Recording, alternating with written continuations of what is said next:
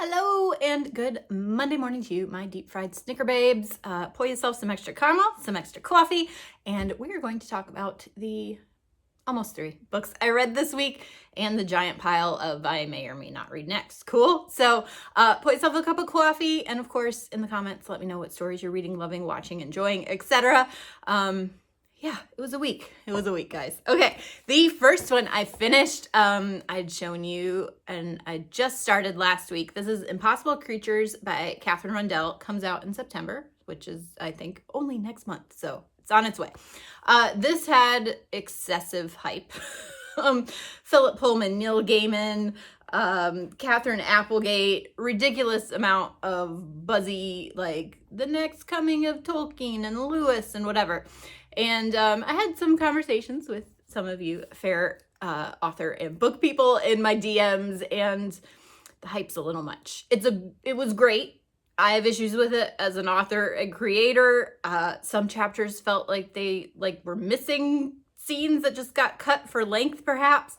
But I think it's going to be a beautifully published book. I would not quite give it the praise of Tolkien or Lewis. It felt like a pull to get another woman onto the English folklore canon. What do I know?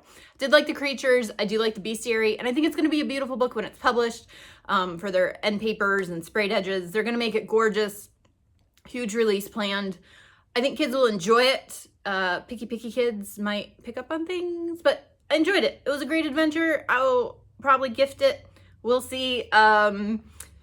Anyway, so quest, 2 kids, danger, creatures, whatever. They did send a nice little letter, and I guess probably the pre-order gift is going to be this pretty map art. So I enjoyed it. Wasn't perfect, but I enjoyed it. Fair? Okay. Putting that on the ground. The next one I finished, this giant tome, was also in giant 12-point font and had nice margins and came from the good old days where we didn't mind printing giant books. This is 9 years old. This is Pam Muñoz Ryan's Echo. It is middle grade, won a Newbery honor. Congratulations, Pam. This I would recommend for kids who love historical fiction and kids who, like me as a kid, had a dark side, could handle grief and hard things and trauma, and had a very heart for justice and equality, etc. So we have 3 perspectives that collide at the end of it. We start with a tiny fairy tale that doesn't have an ending yet. And of course, we circle back to that. And then we have a German kid who lives in Germany during Hitler's rise to power. We have an orphan kid in Philadelphia, and his brother may or may not, at a foster home, and may or may not be adopted. And we have a Mexican-American girl who moves to, later, during World War II, her family moves to an orange grove in California because the orchard owners have been entered into a Japanese internment camp. So it was a lot. It was stuff I didn't know all of as a kid. I honestly had never heard of the Japanese internment camps till I was a grown-up. So important things for kids to know, appropriate for all ages. And again, anyway, I will keep that to myself. But anyway, really well written. Again, for historical fiction kids or kids who can handle or like reading heavy topics. It was amazing. So Echo, also a lot of music throughout. We go from American tunes to Rodgers and Hammerstein and Carnegie Hall, and a harmonica that makes its way into all of these characters' lives. So yeah, that was great. So can't remember who it was my friend Annie who recommended this to me, high schooler, who said everyone should read this book. So there you go, I did. Okay, the next one I am almost done with. I have 5 pages left, guys. Also, look, I made my own bookmark. Actually, I made a friendship bracelet and it was too small, so it became a bookmark. Anyway, this is Korean fiction. Look at me, not reading Japanese fiction and translation. It's Korean. This is the DALLERGUT Dream Department Store by miiiiiiiight. So cute. Look, again, it's this Hanover press that's just killing me with the squatty books and starting the chapters always on the right-hand side. Very reminiscent, not, I would say if you like the Tales from the Cafe by Kawaguchi, you will also love this. Like, the cover kind of looks Willy Wonka meets Liberty and London to me, but it's not quite that quirky. It is a city where people, when they're unconscious and asleep, go and buy a dream. Like, I want to be an orca swimming across the Pacific Ocean, or I want the flying dream, or whatever. So there's snippets of people's real lives as well as their dreams, and as well as the department store clerks and quirky staff members. So it's serial-esque, I guess, but also cohesive but enjoyable, and also just that cover's stunning. I love it. So enjoying that. Read it mostly yesterday and this morning, so almost done, but I loved it. Okay, next, talking about impossible creatures that we put on the floor earlier.